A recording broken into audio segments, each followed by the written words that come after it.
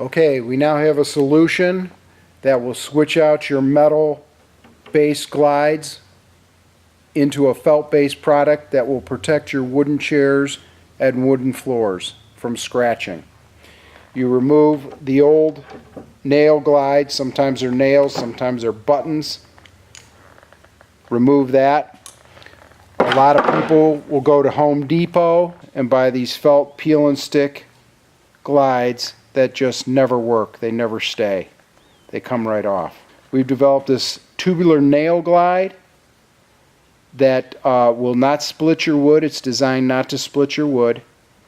It comes in many different sizes for many different diameters, and you just simply put it on the bottom of your chair and you whack it with a hammer and it's done.